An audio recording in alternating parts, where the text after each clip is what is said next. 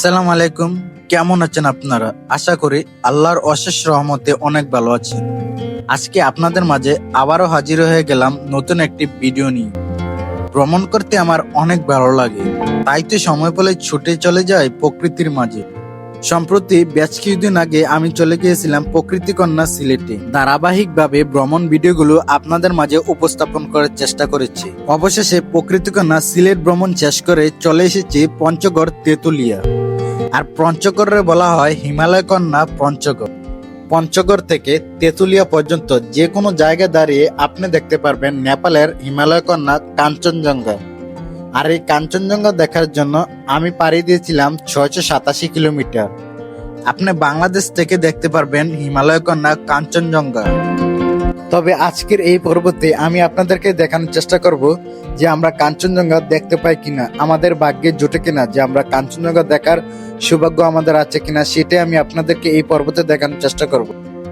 আর আপনারা দেখতে পারবেন ভারত এবং বাংলাদেশের শেষ সীমান্তে প্যারেড করে থাকেন ভারত এবং ইন্ডিয়ার যৌথ বাহিনীগুলো। তো সেগুলি আমি আপনাদের মাঝে উপস্থাপন করার চেষ্টা করব আর দেওয়ার চেষ্টা করব সম্পূর্ণ একটি পূর্ণাঙ্গ ভ্রমণ গাইডলাইন। সো আর দেরি না করে শুরু করি আজকের এই ভিডিও। তো পুরো ভিডিও দেখার আমন্ত্রণ জানিয়ে শুরু করছি আজকের এই পর্ব। তো এখন আমরা তেতুলিয়া পার্ক থেকে এখন আমরা চলে যাচ্ছি বাংলাবান্ধা জিরো পয়েন্ট, যেটা কিনা বাংলাদেশের শেষ সীমান্তে অবস্থিত। বাংলাবান্ধা জিরো পয়েন্ট যাওয়ার পথে আপনাদের চোখে দেখা পড়বে আই লাভ তেতুলিয়া। তো আমরা এই লেখাটা দেখে বেন থেকে নেমে এখানে বেশ কিছুক্ষণ সময় কাটাই। আমার সাথে যে দুজন ছিল তারা এখানে বেশ কিছুক্ষণ ছবি তোলে। তারপর আমরা রওনা হই আমাদের গন্তব্যের উদ্দেশ্যে। আর যাওয়ার পথে আপনাদের চোখে পড়বে সবুজে মোড়ানো সেই সুন্দর চা বাগানগুলো।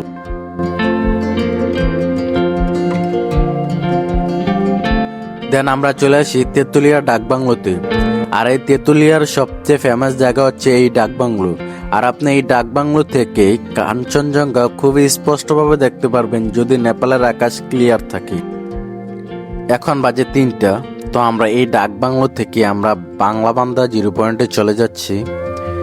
তো আপনারা বিকালে আসলে এখানে হিউজ পরিমাণের মানুষ দেখতে পারবেন। তো আমরা দুপুরের সময় আসছিলাম, তখনও হিউজ মানুষ ছিল। তো আমরা এখানে আর বেশিক্ষণ না থেকে আমরা জিরো পয়েন্টের উদ্দেশ্যে রওনা হলাম।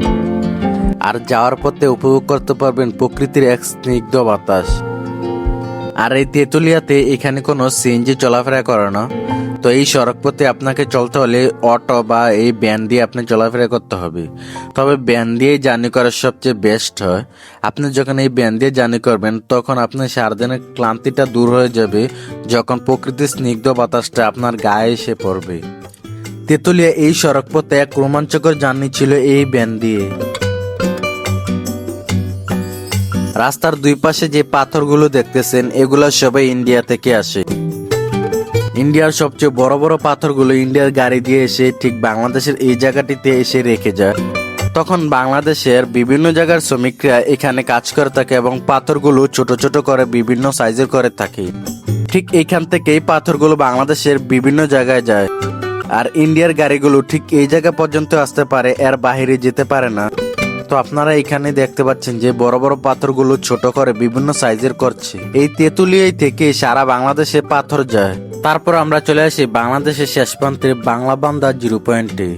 তো আপনারা যখন ঠিক এই জায়গাটিতে আসবেন তখন আপনাদের গাড়ি বা নিজস্ব গাড়ি তখন এখানে রেখে যেতে হবে। তো আমাদের ব্যানটা আমরা এখানে রেখে আমরা চলে যাব বাংলাবান্ধা জিরো পয়েন্টে। তো আমাদের ব্যাগগুলো এই ব্যানের উপর রেখে আমরা এখন চলে যাব সেই জিরো পয়েন্টের উদ্দেশ্যে। এখান থেকে সর্বোচ্চ 30 সেকেন্ড হেঁটে গেলে আপনার চোখে দেখা পড়বে বাংলাবান্ধা জিরো পয়েন্ট। তো আমরা হেঁটে যাচ্ছি বাংলাবান্ধা জিরো পয়েন্টের উদ্দেশ্যে। আর এই জায়গাটা সত্যিই মনোমুগ্ধকর ছিল।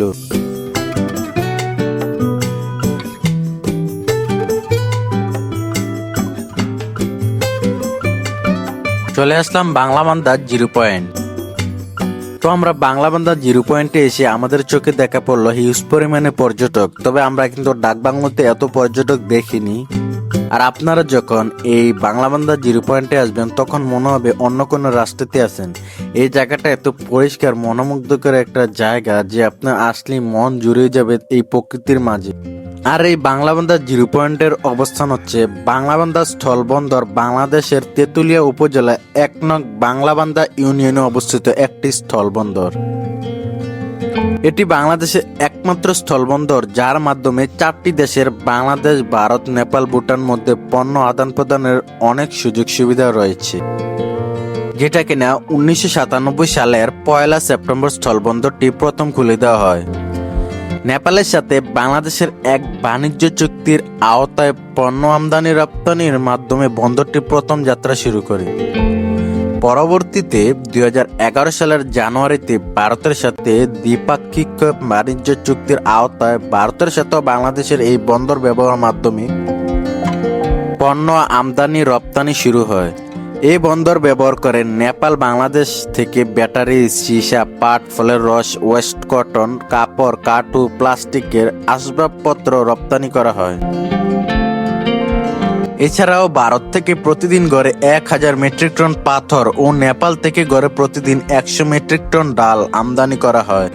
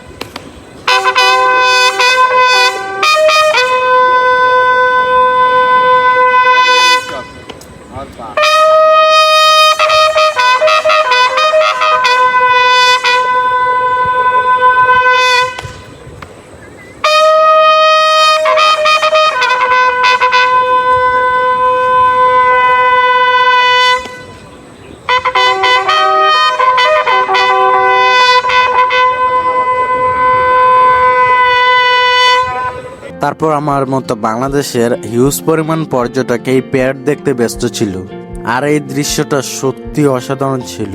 তো পঞ্চগড়ের 3য় পর্ব ঠিক এখানেই শেষ করছি, আর 4র্থ পর্ব দেখার জন্য চ্যানেলটাকে সাবস্ক্রাইব করে দিয়ে পাশে থাকবেন। দেখা হবে পরবর্তী ভিডিওতে। আল্লাহ হাফেজ।